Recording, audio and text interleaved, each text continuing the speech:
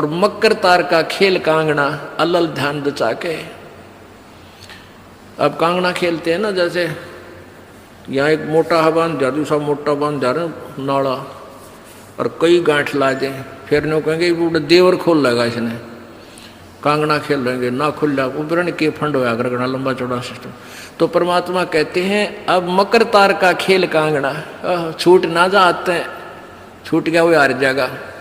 तो उस मकर तार का ऊपर से जब आत्मा यहाँ से चलेगी, परमात्मा कई तरीके से इसको, कहीं किसी स्थान पर किस तरीके से आपने जाना है, तो आप कभी एक आध बार कभी ध्यान वैसे ही कुदरती लग जाता है, बैठ जाते हैं, कभी आंखें खुली है तो भी बंद हो जाती हैं, और कई बार ऐसा होगा कि एक मकड़ी के तार जैसा आपको लंबा स्ट्रेट, बहुत उसका कोई और छोर आप नहीं देख सकोगे, ऐसा तार सा नजर आएगा, उसको मकर तार कहते हैं। उसके साथ लग के आत्मा जैसे मकड़ी उस तार को पकड़कर ऊपर चढ़ जाती है, ऐसे वो मकर तार का आपको दिखाई देगा जब चलेगी यहाँ से आत्मा संसार छोड़ के, तो एक मकर तार का मार्ग आपको मिलेगा, उसके साथ चलना, उसको छोड़ना नहीं तो उधर नहीं जाना, नहीं तो मार खा जाएगी।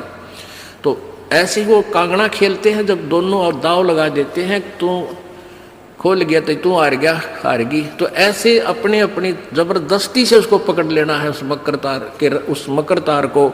मकर तार माने मकड़ी का तार। ऐसा एक रास्ते में आपको ये गाइडलाइन होगी कि इसके साथ साथ चल, भ्रमित ना होना सतलोक जाने के लिए। वो कुछ समय कुछ स्थान तक मकर तार है, उसके बाद फिर परमात्मा का अलग से मार्ग है। सुरत नृत्य है डोली तेरी, बैठ सुन शिखर में जाके, मकर तार का खेल कांगड़ा अल्लल ध्यान दचा के। ओए होए, एक एक वाणी का आधा हिस्सा भी इतना जबरदस्त भर रखा भगवान ने। अब अलल पंख, अलल ध्यान दचा के, एक अलल पक्षी होता है, उसको अनल भी बोलते हैं। अनल, अनल माने वायु, यानी वो आकाश वायु में ही रहता है, ऊपर नीचे नहीं आता। वो अंडे भी ऊपर ही दे देती है वो अलल पक्षी मादा, और उन अंडों को हवा में छोड़ देती है, और ऐसे स्थान पर अंडे देती है, पैदा करती है कि नीचे केले के बन हो, केले के बन।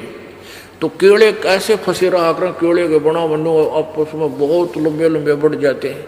तो वहाँ आकाश से वो अलल पक्षी बहुत लंबा चौड़ा होता है, वो कम से कम भी सैकड़ों फुट लंबा और 50 फुट की चौड़ाई होती है। इतने बड़े बड़े पर होते हैं उसके, बहुत ज़बरदस्त लोहे के तौ की तरह, और पंजे होते हैं जैसे नो चमटिया की तरह, खुर जैसे बहुत ज़बरदस्त नाकुल्ले, बहुत मजबूत, और 4 पैर होते हैं उसके, पक्षी होता। तो वहाँ से अंडे छोड़ देती है, भगवान हवाला है।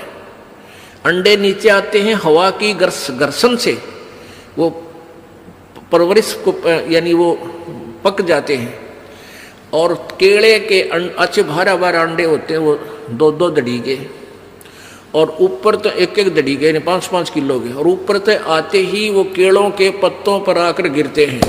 उन केलों को तोड़ते हुए सपीटते नीचे आते हैं।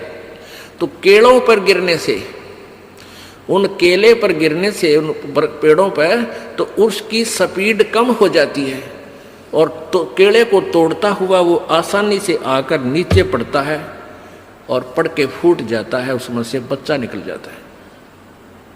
वो बच्चा वहाँ फिर उस वन में घूमता है, फिरता है, चारा चरता है, और फिर कुछ दिनों में वो उड़ने लग जाता है, यानी परिपक्व हो जाता है, वो प्रफुल्लित हो जाता है, और वो उड़ उड़ कर देखता है, काफ़ी दूर तक उड़ता है, फिर वापस आ जाता है, 1-2 साल तक वही रहता है उस वन में।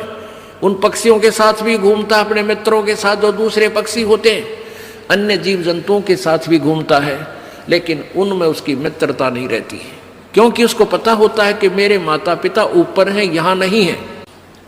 पुण्यात्मा, ये बहुत ही उत्तम ज्ञान है और छुपा हुआ ज्ञान था, ये तत्व ज्ञान है। इसको समझाने के लिए बहुत से उदाहरण आपके समक्ष पेश करने पड़ते हैं, ताकि आत्मा अपने परमात्मा की तरफ आकर्षित हो जाए। आपने कैसे रहना इस संसार में, ये अलल पंखी के अलल पक्षी के बच्चों की तरह। अब वो यहाँ आए, यहाँ आसपास उस वन में पक्षी पशुओं के साथ रह रहे हैं, लेकिन उन एक पल भी वहाँ जाने को नहीं बोलते कि एक बार हम उड़न जोगे हो जावा, उसी दिन भाग जावांगे यहाँ से, हम जवान हो जावें तो उसी से में चल पड़ेंगे।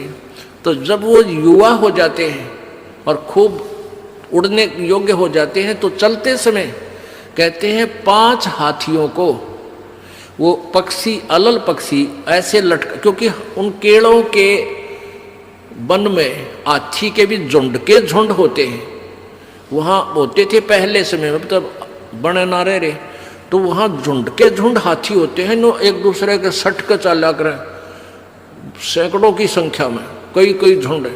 तो वो अलल पक्षी उनके ऊपर झपट्टा मारता है और उसके इतने तेज वो होते हैं 1.5 फुट के पंजे, और उनको ऐसे फंसा लेता है चारों हाथियों को, 4 हाथियों में, 5 और 5वें ने नोक मुंह के साथ, कहते 5 हाथियों को उठाकर वो अलल पक्षी आकाश में चला जाता है अपने माता पिता के पास, और फिर उनका आहार लेकर जाता है, वो आहार उससे उनसे करते हैं। तो अब आप यहाँ आए हो अलल पक्षी की तरह ध्यान रहे, एक पल भी वो पक्षी का बच्चा अपने माता पिता को नहीं बोलता कि मैं यहाँ का नहीं हूँ, मेरे तो ऊपर है माता पिता, और जब मैं यहाँ से जब जाने जोगा हो जाऊंगा 1 मिनट में चल पड़ूंगा। तो आप उस अलल पक्षी के बच्चे की तरह यहाँ अब तैयार हो, अच्छी खुराक खाओ राम नाम की, और मजबूत हो जाओ, और चलते समय इस राम नाम की कमाई लेकर ऊपर चलेंगे। अब कहते हैं अलल ध्यान जचा के वो पक्षी का बच्चा एक पल भी वो यहाँ रह ही नहीं सकता, उसको ये पता होता है, कॉमन सेंस होती है कुदरती, कि मेरे माता पिता वहाँ है, जिस दिन मैं यहाँ से जाने योग्य हो जाऊंगा एक पल नहीं रहूँ यहाँ पर। तो ऐसे आपने ये हर दिन उस सतलोक में जाने का अलल पक्षी की तरह यू ध्यान लगा कर वो जचा कर रखनी है, इसको भूल नहीं पड़ने देना। मकर तार का खेल कांगना अलल ध्यान जचा के, और बैठ विश्वास सेज बिछा के, जो शब्द छैल आवे है। अपनात्मा कह कबीर सुनो भी साधो, मैं तो हूं विश्वास में, जो क्रिया जो साधना आपको बताई जाती है, वो साधना वो है जो सब सदग्रंथों में प्रमाणित है, और वो है जिन महापुरुषों ने परमात्मा पाया, उन्होंने भी यही क्रियाएं की। तो आप एक विश्वास रूपी सेज पे, जैसे दुल्हन होती है अपने पति के इंतजार में वो बैठ जाती है, तो ऐसे ही कहते तू अपना विश्वास रूपी सेज बिछा के इंतजार कर उस परम पिता के आने की। विश्वास तेरी सेज है, यानी तेरा विश्वास है तो मालिक आवेगा, और विश्वास नहीं है तो ही वहां से चला गया कि तो फिर पति कहाँ मिल जाएगा। कहने का भाव ये है कि डगमग नहीं होना है, अपना विश्वास दृढ़ रखना, जो बताया गया ये विधि और यही भक्ति आपको परमात्मा मिलाएगी। यानी शब्द छैल का अर्थ है वो अविनाशी परमात्मा, शब्द अर्थ अविनाशी को कहते हैं। अविनाशी परमेश्वर तेरा पति तुझे वहां लेने आएगा, और इस प्रकार हम परमात्मा पाएंगे। बोलो सतगुरुदेव। परम पिता परमेश्वर सर्व सृष्टि रजनहार कुल मालिक कबीर देव कबीर साहब अल्लाहु अकबर, ये वो समर्थ परमेश्वर हैं जो इस प्राणी को काल के जाल से छुटवा सकते हैं।